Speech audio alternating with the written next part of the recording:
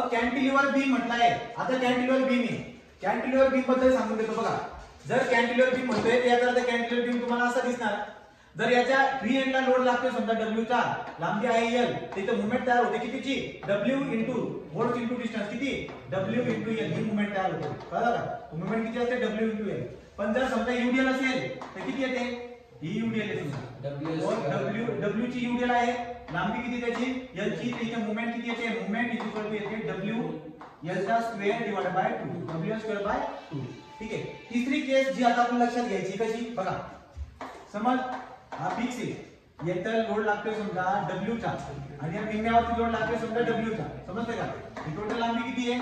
L. इकडे लांबी किती? L by 2. तुम्हाला आता मूवमेंट करायची आहे. मूवमेंट कशी करणार? इकडे मूवमेंट येणार किती येणार बघा. इथे उभा राहून जर बघायला गेला W इनटू टोटल लांबी किती? L. W into L plus हा W मुळे दुसरी मूवमेंट येईल कोणती आहे? W इनटू L बाय 2 ही होणार तुमची टोटल मूवमेंट. कळलं का? नाही कळलं? अरे येडा नो, तुम्ही इथे उभेच ना. या W मुळे मूवमेंट किती येईल? W इनटू टोटल L आणि plus W into L by 2 एवढी टोटल मूवमेंट आहे.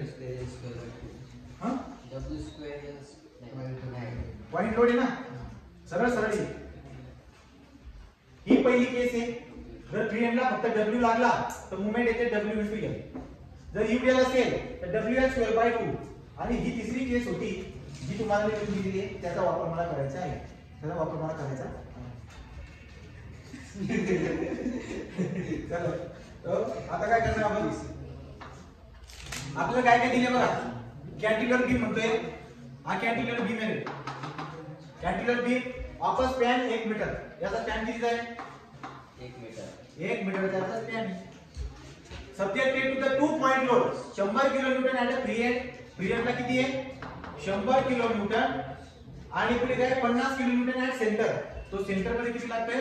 50. कोणाला संबंधित उदाहरण कॅन्टिलिव्हर तुमचा काढता आहे तुम्हाला. फ्री एंडला 100 किलोन्यूटनचा लोड आहे, मिडल मध्ये 50 किलोन्यूटन लोड आहे. तो ठीक आहे. आणि बीम कोणत्या सेक्शनचा आहे? रेक्टँग्युलरचा आहे. रेक्टँग्युलर सेक्शन आहे म्हणून मी बीम त्याचा रेक्टँग्युलर सेक्शन काढून घेतो. विड्थ किती त्याची? विड्थ आहे 300 mm. तो B is equal to 300 mm आणि D इज इक्वल टू किती आहे? 600 mm. ठीक आहे का? तर एवढं तुम्हाला हे दोन डायग्राम तर काढता यायला पाहिजे. आता आपण काय काढतो? M कसं काढतात ते सांगा बघा. या 100 मुळे मूवमेंट येईल. किती येईल? इथं मूवमेंट काढताय तुम्ही. इथं उभेत ना. 100 इंटू 1 तो 100 इंटू 1 प्लस 50 मुळे 50 इंटू किती? निम्मा आहे ना एकाचा 0.5. 50 इंटू 0.5 तुम्ही लक्ष द्या बघा किती येईल बघा. बघा 100 1 100 50 चे निम्मा 25 125 किलो न्यूटन इंटू मीटर. पण तुम्हाला शिकवलंय मी की मूवमेंट काढत असताना कसं काढून ठेवा. 125 into 10⁶ Newton into mm. Newton into mm. हा झाला आपला मूवमेंट. हे काय झाली? समजलं का? तर ही मूवमेंट झालेली आहे.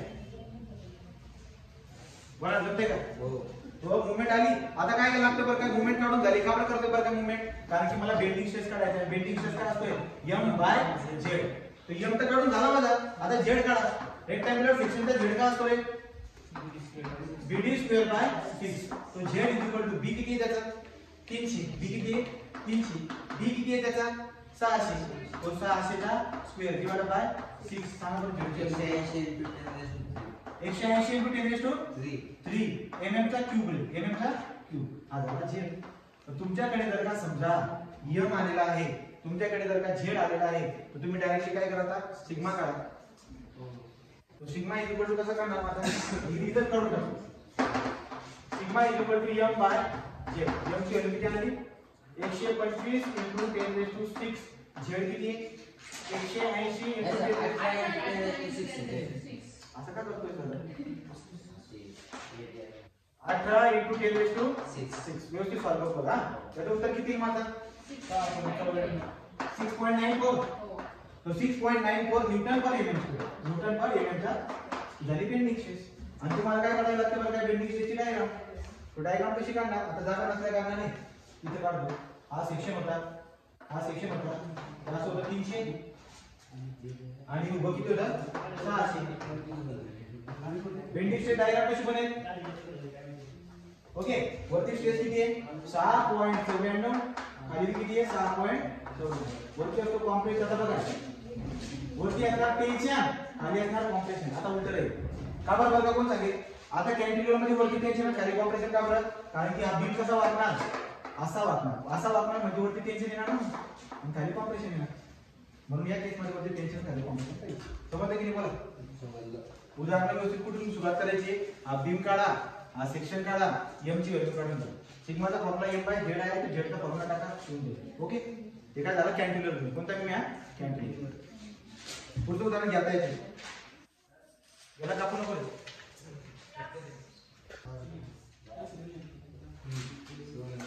पुढे सुरू केला. चला लक्ष द्या. रेक्टँग्युलर सिम्पली सपोर्टेड बीम म्हणता येईल. तो सिम्पली सपोर्टेड म्हणजे रेक्टँग्युलरचा मीनिंग तर कळतो तुम्हाला. हा रेक्टँग्युलर आहे. बी किती त्याचा बघू आपण ना.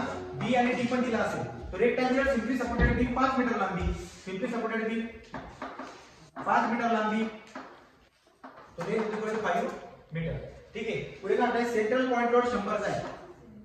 सेंट्रल पॉइंट लोड कितीचा आहे? 100 किलो न्यूटनचा आहे. The given beam is 300 mm wide and 500 mm deep. त्याचा अर्थ किती आहे? हे 300 mm आहे आणि किती आहे? 500 mm. ठीक आहे. हा पुढे काय म्हटलं बघा तुम्हाला? Determine the maximum bending stress. तुम्हाला बेंडिंग स्ट्रेस काढायची सिग्मा. बेंडिंग स्ट्रेस काढायची आहे. चला मग त्याला का मला काही बोलू नका. m इज इक्वल टू काय करणार? पहिले m काढून घ्या. बेंडिंग स्ट्रेसला m आणि z लागतो ना. m काढून घ्या. m काय? तो WL बाय 4 लिहून दिलाय तुम्हाला बघा. सिम्पली सपोर्टेड वरती सेंटर मध्ये पॉइंट लोड लागत असेल तर कसं काढायचं? W किती आहे? 100. L किती आहे? 5 डिवाइड बाय 4.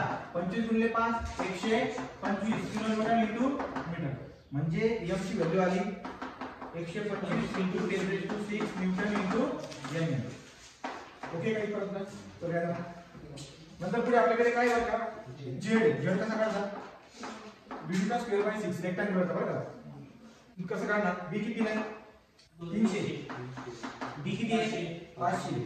500 चा square divide by 6 12.5 into 10⁶. 12.5 into 10⁶ काय तो mm चा क्यूब. mm चा आपला z. m झाला z झाला. सिग्मा काढा. Sigma is equal to m by z. m किती म्हणले तुम्ही? 125 into 10⁶. z काय? 12.5 into 10⁶. किती उत्तर? 10 न्यूटन पर mm. 10 न्यूटन पर mm चा बेंडिंग स्ट्रेस डायग्राम वाला सिम्पली सपोर्टेड बीम है ना. तो बेंडिंग स्ट्रेस डायग्राम कशी बनवले? वरती कॉम्प्रेशन खाली टेन्शन. लक्षात ठेवा. सिम्पली सपोर्टेड बीम मध्ये वरती कॉम्प्रेशन खाली टेन्शन असतं. कॅन्टिलीवर मध्ये वरती टेन्शन खाली कॉम्प्रेशन. किती वरती? 10 वरती आहे, 10 खाली पण किती? डन. जमलं का?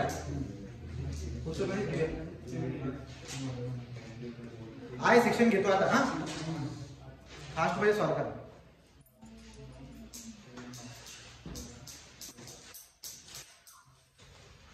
चला ना. चला मग आता सगळ्यांनी इकडे लक्ष द्या. नंतर लिहित बसा. सगळ्यांनी इकडे लक्ष द्या आणि मग लिहित बसा. Asymmetric I section. फ्लेंज म्हणजे बघा, फ्लेंज कोणाला बोलतात? जर मी आय सेक्शन काढतोय तर मी असा करायला पाहिजे. हा आय सेक्शन आहे बरोबर का? हा आय सेक्शन आहे.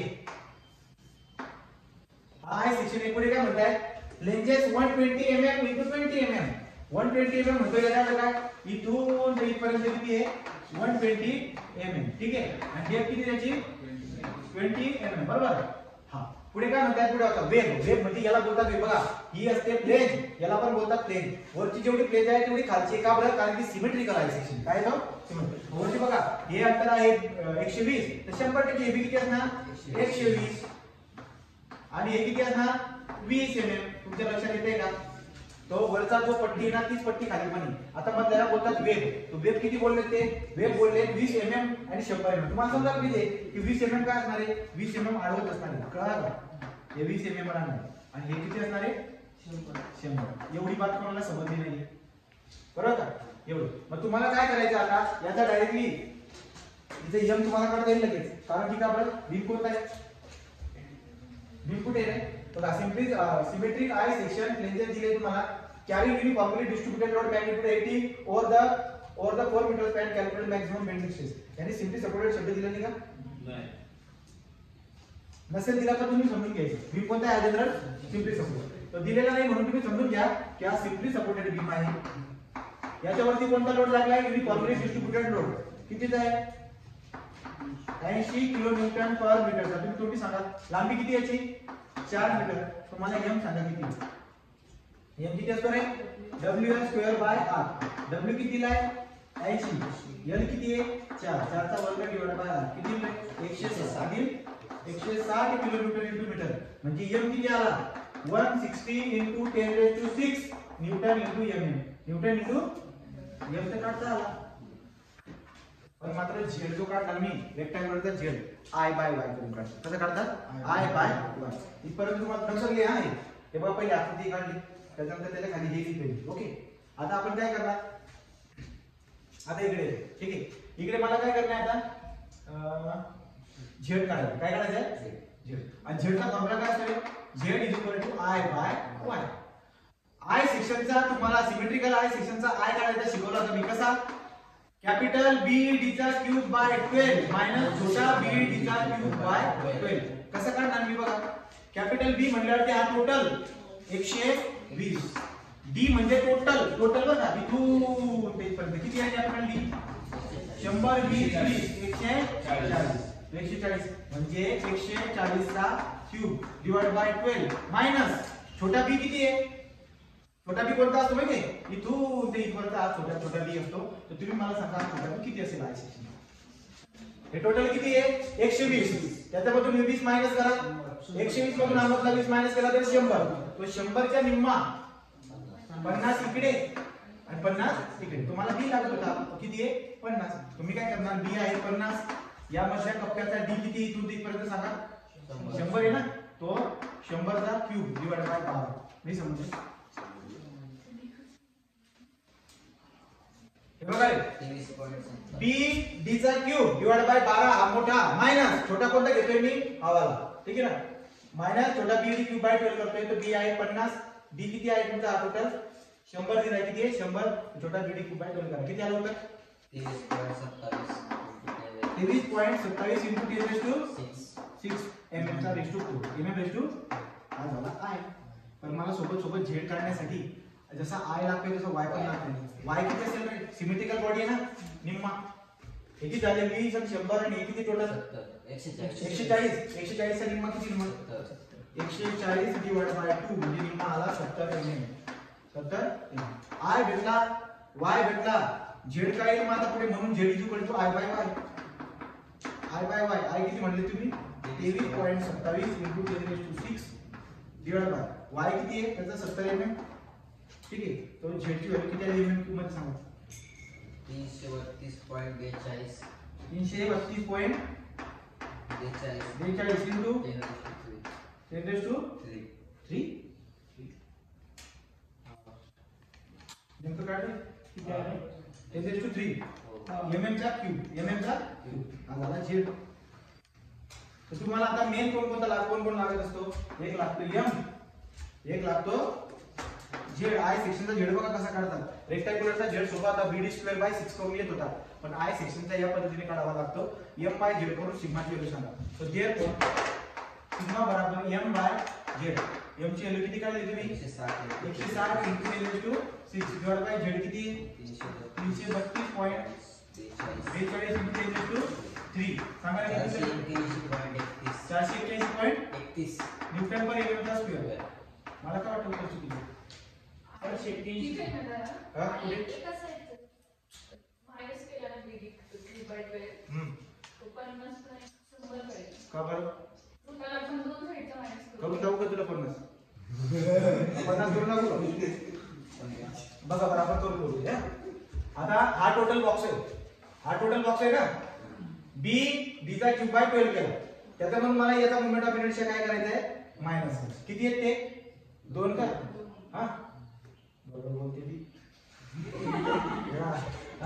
Capital B D cube by minus किती आता हे बॉक्स मायनस करायचं तुम्हाला बॉक्स जेव्हा तुम्ही मायनस करताय ते इथून ते इथपर्यंत हे टोटल तुम्ही मायनस करणार हा मग 100 2 into BD³/12 असं केलं असं कळलं का इंटू 2 करायचे मग इथं करा बघा चेंज लवकर मी तर आतापर्यंत असं सॉल्व केलं ना ते.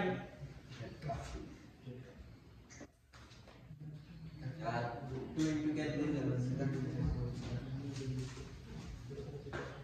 किती आलं उत्तर 19.10 इथे का हो इंटू 10⁻⁶ 6 19.10 इथे इंटू 2 करा 2 इंटू करून टाका ठीक आहे इथे 100 करा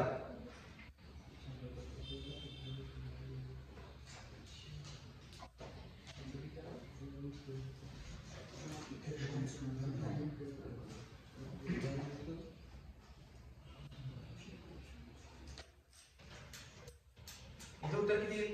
नाही सर Q into calculator हा? कारण 100 2 इंटू पण 100 होईल ना नाही आपली फक्त हा 2 इंटू 50 म्हणजे 100 झालं ना ते फक्त मग बिला करावं लागेल ना ते तर तेवढीच आहे ना आपली हे बघ डेपला अरे पण मी काय म्हणतोय 2 इंटू 3 इंटू 4 हे त्याला म्हटलं की ना त्याला थोडी केला काय का सगळ्या दोघांना होते का चांगलं उत्तर याचं सांग उत्तर सांग तू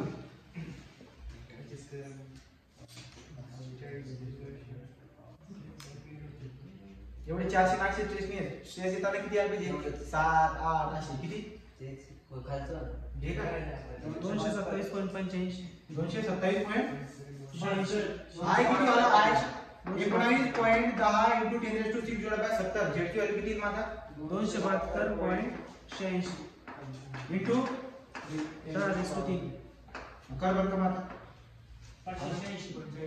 तरी पण तसंच येते का हा झाला झेड हा इकडे बोला एम आला बरोबर इकडे किती होता 272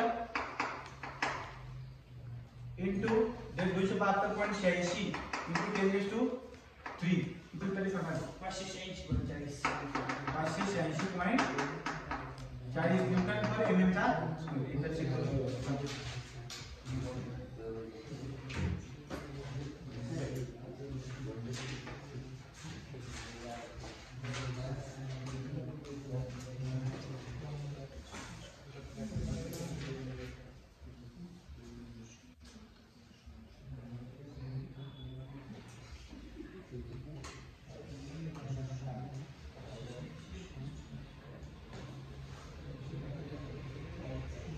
झूम करावं लागेल का उत्तर झालं झूम करावं लागेल या अगोदर आय सेक्शन ही नाही घेतला आपण अजून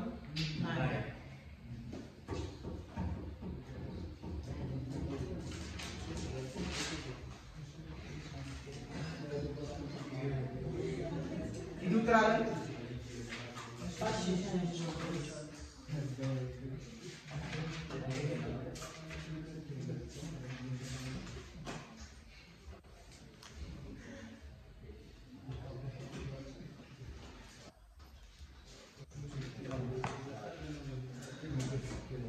उत्तर मला काही सापडलं नाही मध्ये जनरली स्ट्रेसेस जे येतात ना इतक्या मोठ्याने येतात 586 ने काहीतरी मध्ये बघा मला एकदा चेक करू इथं तर चूक होती आपली इथं सरळ सरळ चूक होती बरोबर की नाही हे का 586.40 वरती काय असणार सिम्पली सपोर्टेड बीम आहे कॉम्प्रेशन खाली टेन्शन